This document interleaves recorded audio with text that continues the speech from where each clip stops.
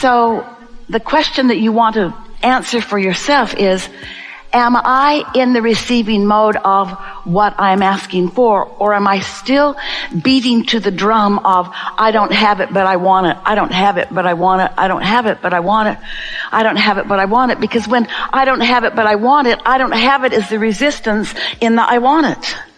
And it can keep you in a tension that if you're not aware of how to release that tension, you can ask and ask and ask for a lot of things and not have the thrill of watching the universe and all of its forces, the energy that creates worlds, line up to accommodate you, because you are the creator of your experience. You get to be or do or have what you want. But you got to figure out how to ask and then let it in. Ask and then let it in. It's the new asking that causes a life force to flow through you. You're a creator, and you are a vibrational being. And as you explore and observe and live life, you are pre-wired to come to your own personal self-interest. Your own personal, this is what I prefer. This is what I think would be better. And each of you are so right, so worthy, so blessed that when that asking comes, everything that is follows that request, to support it, to perpetuate it, to help it in the becoming. So you knew that. You said, I want to be in a body and I want to be there. Because I know that the variety is such that I will be inspired to continual new asking. And I know, you said this, I know that when the asking happens within me, that everything in the universe will support my asking. And so here you are in your body and you're asking. And your desires, your requests, your hopes, your prayers, whatever it is that is happening within you is being answered. But the question that you want to continually be answering for yourself is, am I in the receiving mode of letting what I am asking for in? Or has my past experience, in fact, the very experience that is causing me to ask, is that very experience that is causing me to ask in the way of me letting it in? Because if I knew I could have it, I might not. We're speaking from your magnificent human point of view. If I knew I could have it, if I knew I could be it or do it, then I might not have been asking quite so hard. I might not have been pleading or yearning or even hoping so much. I might have just been pointing and saying yes to that and yes to that and yes to that, like at the buffet where you're never denied, where nothing is ever slammed onto your plate and forced down your throat now that you've grown up and left your mother. So it's so interesting, isn't it, that the more you want it, often the more you don't let it in. The more you try to explain to yourself and to others why you deserve it. And you know, when you're justifying or defending or protesting, proclaiming that you deserve something that you have not, your dominant vibration is, I have not.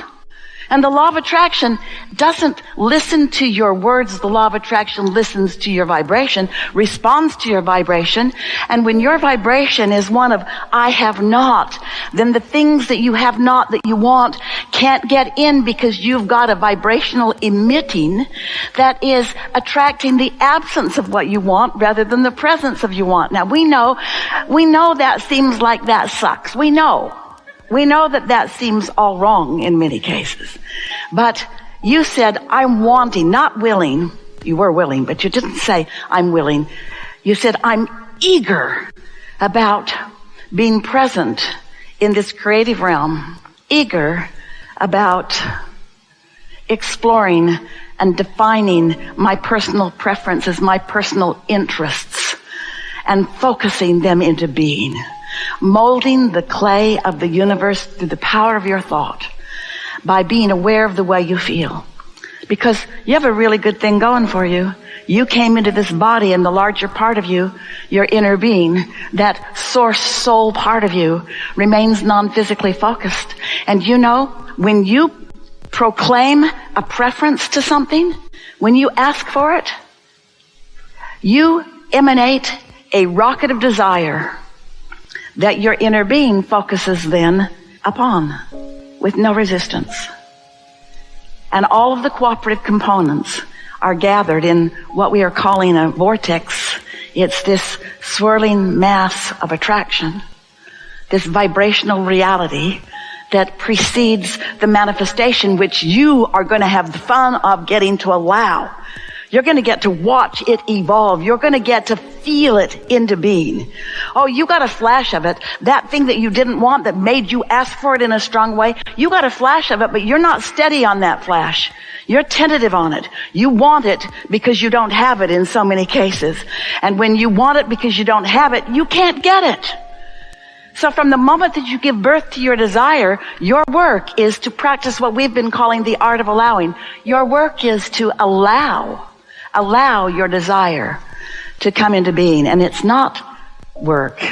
It's joy. It's bliss. It's pleasure to watch this magnificent universe wrap around you in details too many to even begin to describe. But you get to witness them. You get to feel the things lining up for you. And that, friends, is what deliberate creating is. That's what you said. I'm going to go forth, I'm going to live on that planet, and I'm going to come to my own conclusions about what I want, and I'm going to ask for them, and then I'm going to calibrate precisely. I'm going to calibrate to the vibrational frequency of my desire, not to the absence of it that actually was the genesis of it, the giving birth of it. I'm going to calibrate to the desire. I know that's going to feel good. It's going to feel like relief the moment I start it. And then I'm going to do the natural thing that I can't help but do. I'm going to live in a world where the law of attraction gathers the cooperative components, and I'm just going to make sure I'm one of them. I'm just going to be that cooperative component. And I'm going to have the thrill of watching things take shape and form right before my eyes. I'm not just going to ask for it and bam, there it is. I'm going to have the pleasure of molding it into place with my thoughts and emotions and words. And I'm going to experience firsthand, on purpose, deliberately, what the law of attraction provides for me. Because the law of attraction is what causes momentum. The law of attraction is what causes trending. The law of attraction is what escalating is about. When something escalates, it's because of your attention to it, you see. So, now you know everything that you need to know to live happily ever after. You just gotta want to live happily ever after. That's key. You gotta care. You gotta really, really care about how you feel. Because if you really, really care about how you really, really feel, then when something occurs and you have a knee-jerk reaction to it where you feel the discord of it because something about it is off, and instead of trying to figure out why it's off or exactly what it is that's off or whose fault it is that it's off, instead of blaming yourself or somebody else, if instead of perpetuating or escalating that trend about that thing, whatever it is that you don't want, if instead you can look from right where you stand for the existing matches in your world. What does match? The existing easy matches. And as you distract yourself from whatever the bothersome whatever it was and focus upon existing matches that feel good, do you know that in every moment, whatever is coming to you, something you like, something you don't like, something that you sort of like, something that you sort of don't like, something that you really like, something that you really don't like, no matter what it is, you've met it halfway. Because nothing comes to you that's not a vibrational match to what you got going on. Yeah? So now you know everything we know about everything that matters. So, take it easy. Have fun with it. It's good. There's nothing serious going on here. Take it easy. All is good. You can't get it wrong. That's how blessed you are. You came, you saw, you asked, it's done. So you made it happen. You are in on that too. You already made it happen when life caused you to have a asking moment. That's really what made it happen. But now, in order for you to experience the deliciousness of the unfolding of it, as the vibrations turn to thoughts and the thoughts turn to things, then that's when you let it happen through a continuing calibration process. You don't have to sustain it in the sense that it won't slip away from you. In other words, once you've asked and your inner being's got it, it's yours. And you can take your time, you can suffer as long as you want and not let it in. But it's yours, it's always going to be yours. It's there for you any time that you decide that you've paid enough of a price to have it. We're just trying to talk you into not feeling like there's a price to be paid. There's just some calibration to do, that's all. It's sort of like this. So here you are in this combination of life. And from it, you know what you want, you know what you don't want. In other words, it's quite obvious, isn't it? And when you know what you don't want, even if you don't put words to what you want, there's an absolute understanding. It's an assumption, because every subject is two subjects. There's wanted and absence of wanted. And so if you're on the absence of wanted part of it, the wanted part of it is known too. That's why we say, when you know what you don't want and you're focused upon that, there's an equal knowing what you do want that's growing simultaneously. Your inner being is focused there. And so you know what you don't want, you know what you do want, and then you decide to calibrate. You decide that you care about the way you feel. Caring about the way you feel is the thing that matters the most to you, not the having whatever it is that is missing or that you think you want. It's feeling good is what you're now focused upon. And so you calibrate into alignment with what you've asked for, then it manifests. So then not only do you receive the manifestation, but now you stand in a new place with a new set of contrasting experiences. So then you ask again and you allow again, and then you stand in a new place. This is what the expansion of you. And you didn't come for the expansion of you. You came for the joy of the expansion of you. You came for the thrill of the expansion of you. So you really want to ease up. You're not stepping back. There is no regression. You can't know it and then not know it, because when you've asked, your inner being knows it, and your inner being holds that knowledge for you and never stops offering you avenues to rendezvous. And you just get better and better at finding your way there. But you have to leave room for your expansion. You are an eternal being. You are never ending. You have to allow yourself room to become. No, I'm the rare one that came and I want perfection immediately.